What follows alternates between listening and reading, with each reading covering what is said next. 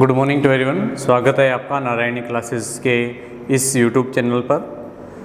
देखो, last time हमने heat का टॉपिक किया था और हीट में हमने किया था टाइप्स ऑफ हीट और यूनिट ऑफ हीट, ये हमने कर लिया था।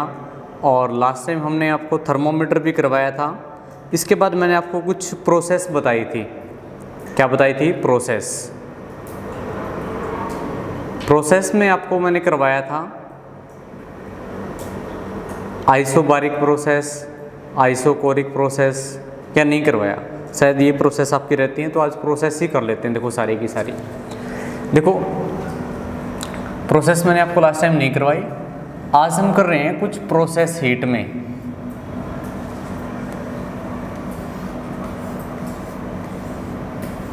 प्रोसेस, या फिर इसको हम क्या बोलेंगे?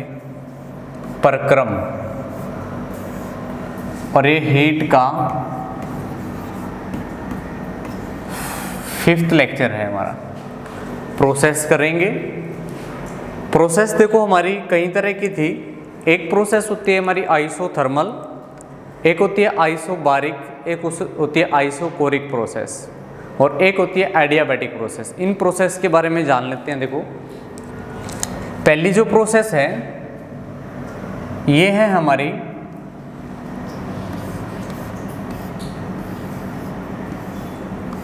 Isothermal process.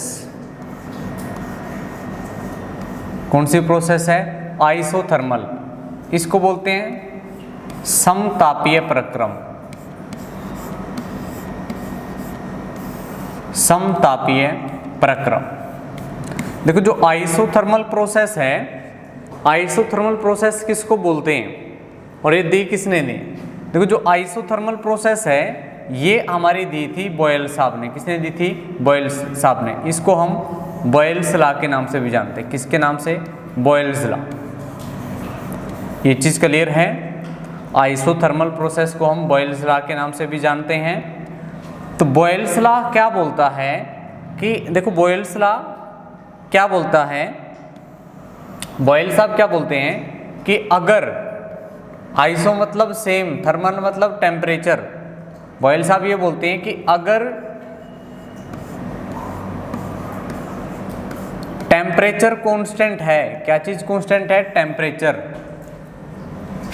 तो प्रेशर और वॉल्यूम दोनों का प्रोडक्ट भी क्या रहेगा? कांस्टेंट रहेगा। या आप बोल सकते हो कि जो प्रेशर है वो इनवर्सली प्रोपोर्शन किसके होगा? वॉल्यूम के। किसके इनवर्सली प्रोपोर्शन होगा? वॉल्यूम के। बॉयल साहब ये बोलते हैं कि जिस भी किसी गैस का आप आयतन बढ़ाओगे तो उसका प्रेशर क्या होगा? कम होगा।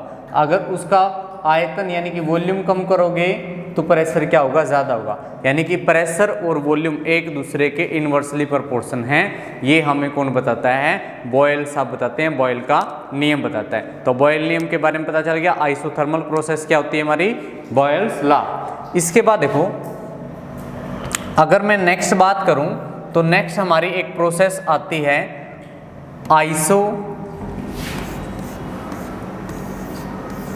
Isobaric process. कौन सी process? Isobaric process. Isobaric process या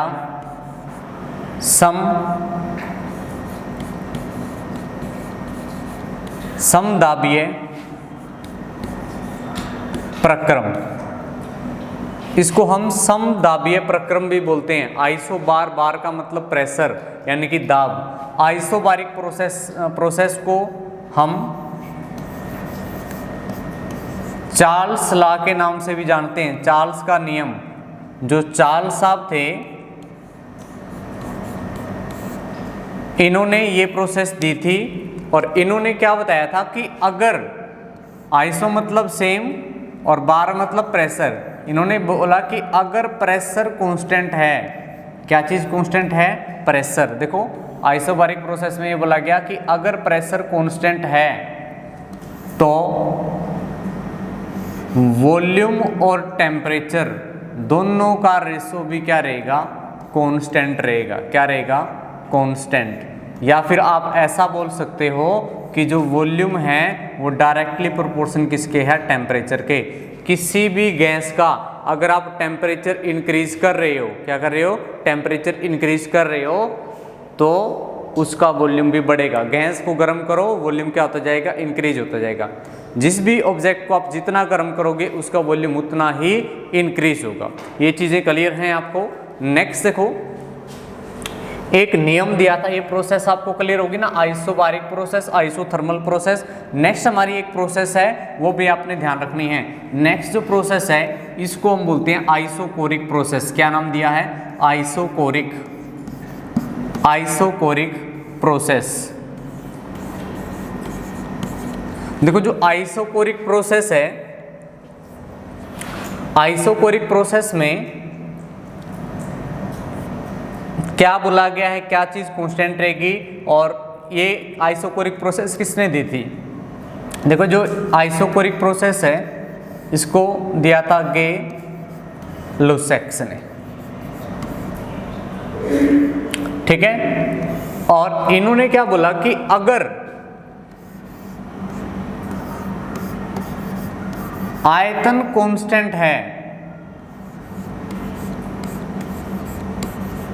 आयतन क्या है, कांस्टेंट है, वॉल्यूम कांस्टेंट है, तो प्रेशर और टेम्परेचर दोनों का रेशो भी क्या रहेगा, कांस्टेंट रहेगा।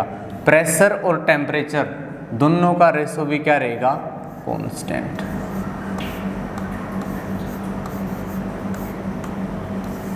क्लियर हो गया ये चीज। Isothermal process, isobaric process, isochoric process, तीनों की तीनों हमें क्लियर हैं। यानी कि इस आइसोकोरिक प्रोसेस में ये बोला गया है कि जो प्रेशर है वो डायरेक्टली प्रोपोर्शन किसके होगा, टेम्परेचर के। कब, अगर वॉल्यूम कांस्टेंट है तो, अगर टेम्परेचर बढ़ाओगे तो प्रेशर भी क्या होगा, इंक्रीज होगा। अगर टेम्परेचर कम करोगे तो प्रेशर भी क्या होगा, डिक्रीज होगा। दो प्रोसेस के बारे में क्लियर हो गया। एक लास्ट हमारी प्रोसेस है, ये भी इंपॉर्टेंट रहेगी। ये प्रोसेस है हमारी एडियाबैटिक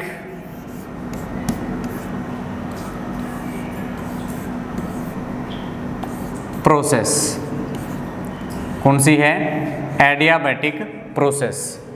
इसको हम हिंदी में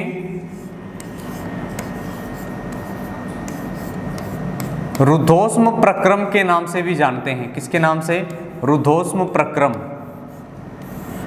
ये चीज क्लियर है, एडियाबैटिक प्रोसेस को हम रुद्धोष्म प्रक्रम के नाम से भी जानते हैं।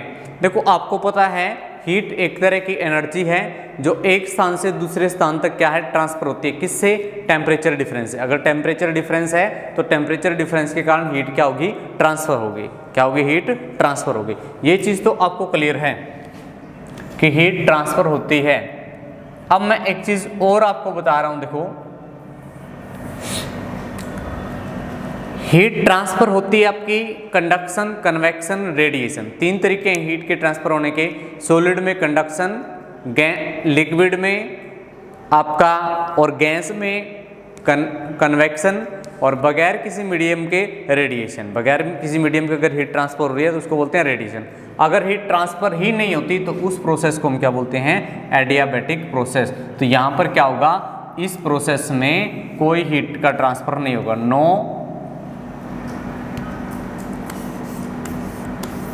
नो हीट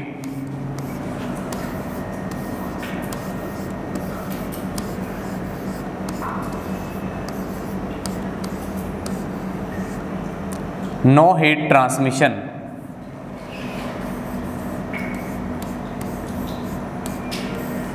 ऊष्मा का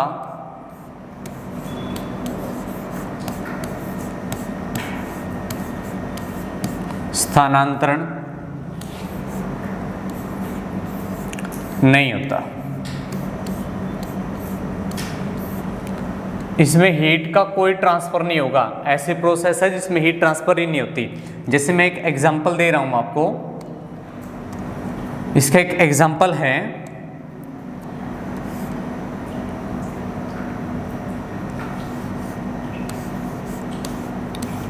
थर्मस। अगर मैं थर्मस की बात करूं हमारे पास कोई भी एक थर्मस है, अगर मैं इस थर्मस की बात करूं तो आप एक चीज देखते हो कि थर्मस के अंदर अगर चाय है, क्या चीज है थर्मस के अंदर? चाय। ये थर्मस है और इसके अंदर क्या है? चाय है। अब आप 1 घंटे बाद इसको देखोगे, चाय आपको क्या मिलेगी? गर्म मिलेगी। कहने का मतलब है इसमें से हीट बाहर नहीं आई, या फिर मैं बोलूँ बाहर से जो ठंडक थी वो अंदर नहीं गई।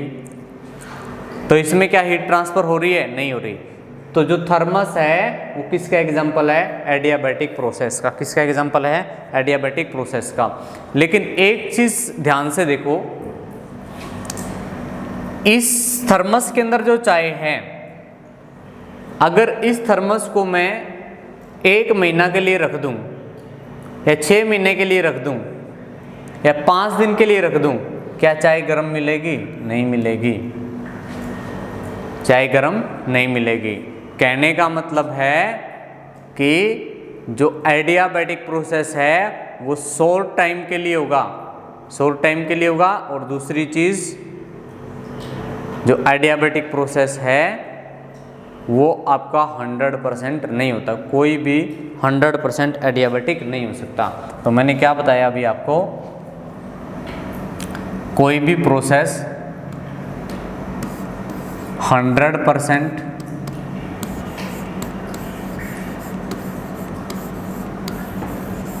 एडियाबैटिक नहीं होती,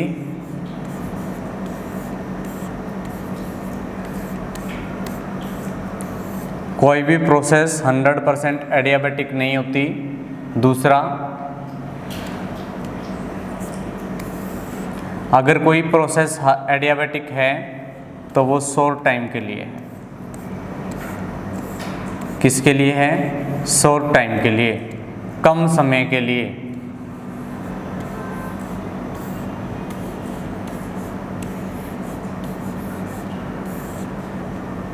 इतनी चीज क्लियर होगी, ठीक है?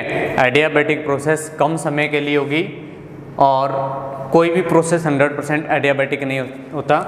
1-2 और एग्जाम्पल दे रहा हूँ मैं इसके। जैसे एक एग्जाम्पल और है इसका, ये फर्स्ट एग्जाम्पल था। सेकंड एग्जाम्पल है साउंड। ध्वनि जो है ये भी एडियाबैटिक प्रोसेस का एग्जाम्पल है। नंबर 4 है साइकिल के टायर का फटना।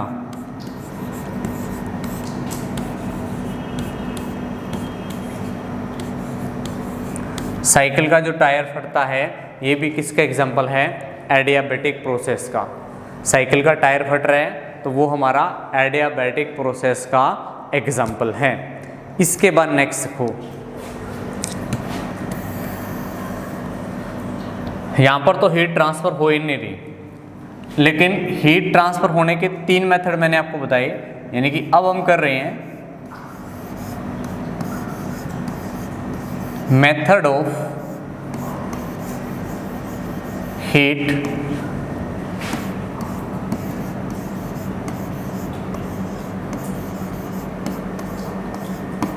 ट्रांसमिशन, ऊष्मा स्थानांतरण की विधियां।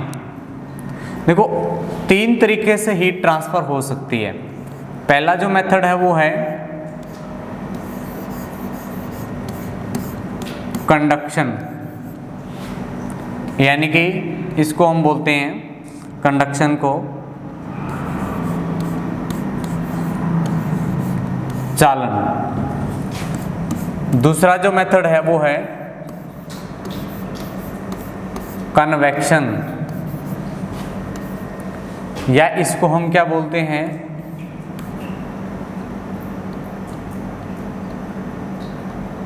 कन्वेक्शन को संवहन। और तीसरा जो मेथड है हीट ट्रांसफर होने का वो है रेडिएशन।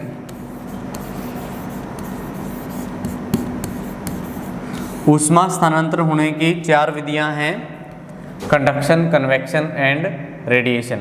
एक कंडक्शन हो गया, एक कन्वेक्शन हो गया और एक क्या हो गया? रेडिएशन हो गया। देखो अगर मैं कंडक्शन की बात करूं, किसकी? कंडक्शन की। सबसे पहले हम बात करते हैं कंडक्शन। कंडक्शन की यानी कि चालन की। फर्स्ट, चालन। चालन एक ऐसी विधि है जिसमें हीट ट्रांसफर होती है सॉलिड से, यानी कि जितने भी सॉलिड हैं उनमें जो हीट ट्रांसफर हो रही है वो कौन सी विधि से हो रही है? कंडक्शन से। देखो कंडक्शन को मैं समझा रहा हूँ, मान के चलो ये आपके पास एक रोड है और इस रोड के अंदर ये मॉलिक्यूल है। क्या है ये मॉलिक्यूल है इसके। ये कोई भी सॉलिड है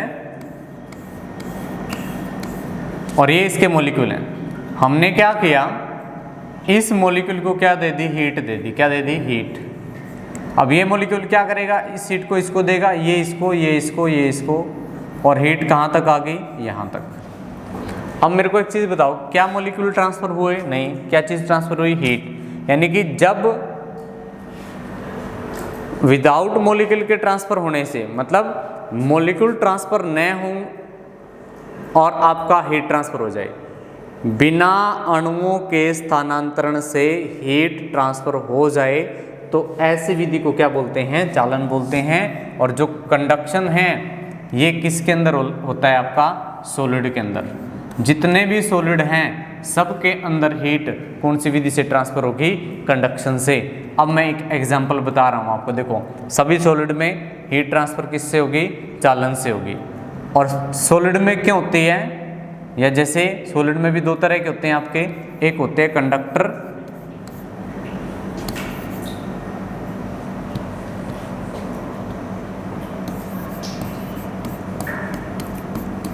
और एक होते हैं इंसुलेटर।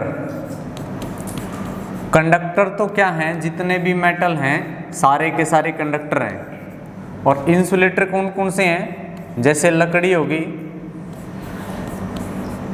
प्लास्टिक होगी, बर्फ हो गया,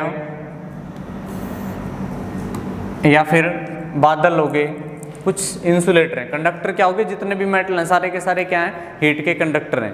यानी कि हीट जो है, कंडक्टर होते हैं जिनमें से हीट ट्रांसफर हो जाती है अच्छे तरीके से, वो कंडक्टर हो गए। और इंसुलेटर जिनसे हीट ट्रांसफर नहीं होती। कुछ सॉलिड ऐसे हैं जिनसे हीट ट्रांसफर नहीं होती, उनको क्या बोलेंगे? इंसुलेटर।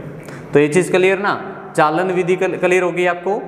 सॉलिड में जो हीट ट्रांसफर होती है उस विधि को हम क्या बोलते हैं? चालन बोलते हैं। और सॉलिड में दो तरह के आपके पदार्थ मिलेंगे, एक कंडक्टर और एक इंसुलेटर। कंडक्टर में क्या आ गया? मेटल। इंसुलेटर में क्या आ गया? वुड। अब देखो आपको एग्जाम में पूछ लेगा, जितने भी सॉलिड हैं सब में हीट कंडक्शन विधि के द्वारा ट्रांसफर हो रही है। मतलब जितने भी मेटल हैं सब में हीट कंडक्शन के द्वारा ट्रांसफर हो रही है। क्यों हो रही है? क्योंकि इन मेटल के अंदर, इस मेटल के अंदर क्या होते हैं? फ्री इलेक्ट्रॉन होते हैं। Due to free electron heat are transfer in metal, या metal are good conductor of heat. इतनी चीज़ क्लियर होगी ना? गुड कंडक्टर ऑफ हीट क्यों है? Due to free electron. Clear होगी ये चीज़। इसके बाद देखो इसके कुछ एग्जांपल बता रहा हूँ। एक एक्सेप्शन भी है, एक्सेप्शन याद रखना है आपने। देखो सॉलिड, जितने भी सॉलिड हैं सब में हीट आपकी चालन विधि से ट्रांसफर होती है। लेकिन एक लिक्विड है, एक ऐसा लिक्विड है जिससे ऊष्मा चालन विधि से ट्रांसफर होती है। तो वो कौन सा है? Hg, पारा। पारे से ऊष्मा चालन विधि के द्वारा ट्रांसफर होती है। और पारा किस फॉर्म में होते हैं? लिक्विड फॉर्म में। जैसे पहला एग्जांपल,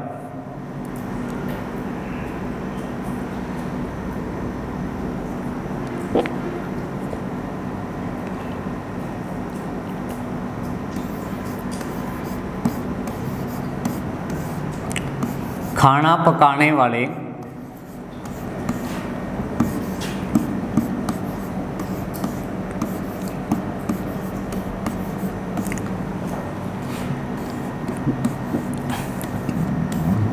बर्तन का हैंडल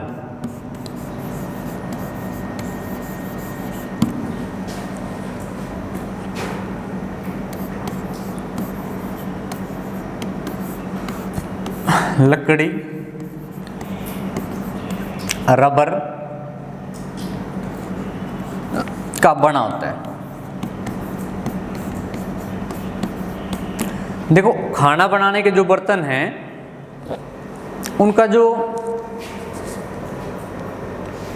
हैंडल है वो इंसुलेटर का बना होगा, या तो लकड़ी का बना होगा, या रबड़ का बना होगा, या प्लास्टिक का बना होगा। कारण क्या है?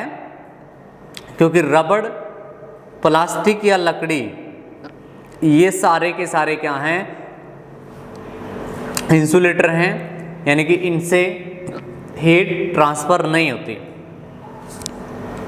वैसे अगर बगैर हत्थे के है, ऊपर रबड़ या इंसुलेटर नहीं लगा है कोई, अपने बर्तन को नीचे से गर्म किया तो आप देखोगे ऊपर से किनारा भी क्या हो जाएगा? गर्म हो जाएगा। किनारा भी क्या हो जाता है?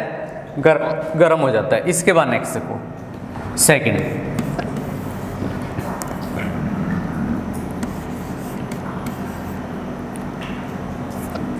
एस्किमो।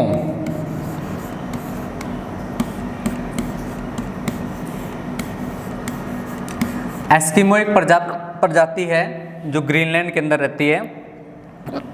एस्किमो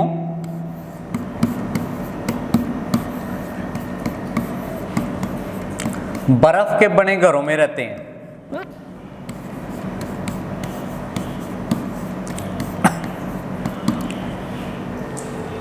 एस्किमो क्या करते हैं? बर्फ के बने घरों में रहते हैं, क्योंकि बर्फ जो है ये ऊष्मा का कुचालक है। क्या है? ऊष्मा का कुचालक। अगर घर के अंदर कोई व्यक्ति रह रहा है तो उससे ऊष्मा बाहर नहीं आएगी। ऊष्मा क्या है? बाहर नहीं आएगी। और देखो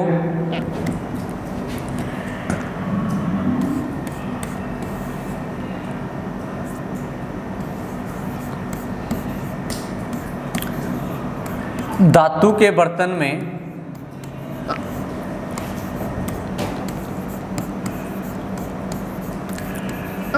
चाय पीना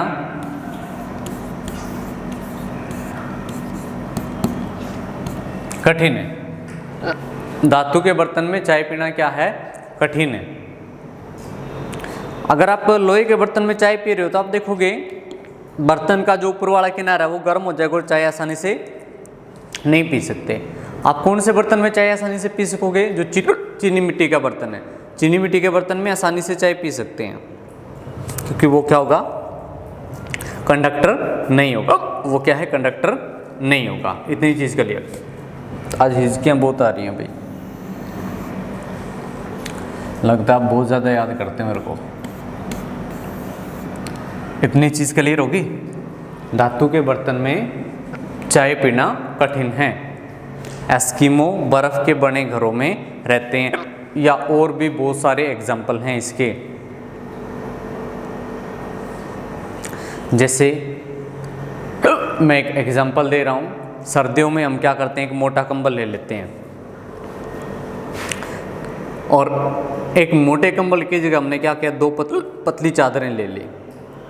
अगर दो पतली चादरें ले रहे हैं और एक मोटा कंबल ले रहे हैं तो सर्दी कम किस में लगेगी?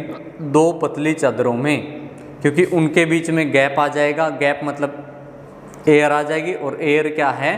कुचालक होगी, मतलब हीट ट्रांसफ़र नहीं हो सकेगी। ये किसका एग्जाम्पल हो गया? आपका चालन का। तो चालन के कुछ एग्जाम्पल मैंने बताए। बाकी जो एग्जाम्पल हैं ये मैं नेक्स्ट लेक्चर में आपको बताऊंगा, या फिर एक दो और हैं। जैसे लोहे की चेयर है,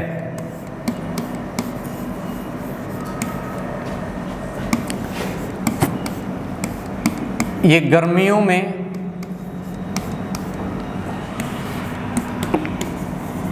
ज़्यादा गर्म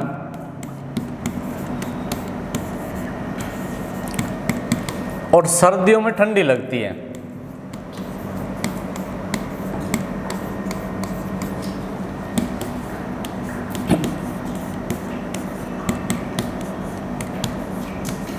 लेकिन प्लास्टिक या लकड़ी की नहीं। देखो अगर आपके पास लोहे की चेयर है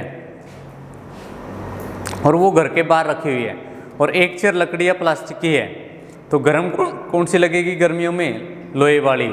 और सर्दियों में ठंडी कौन सी लगेगी? लोहे वाली। क्योंकि लोहा क्या है? सुचालक है, यानी कि कंडक्टर है। और लकड़ी क्या है? Bad conductor. तो यही कारण रहेगा, यानी कि लोहे की चेयर का सर्दियों में ठंडा और गर्मियों में गर्म लगना। तो आज के लिए इतना ही करते हैं, बाकी नेक्स्ट सेक्शन में करेंगे। आज हिजकियाँ बहुत आ रही हैं भाई। Thank you.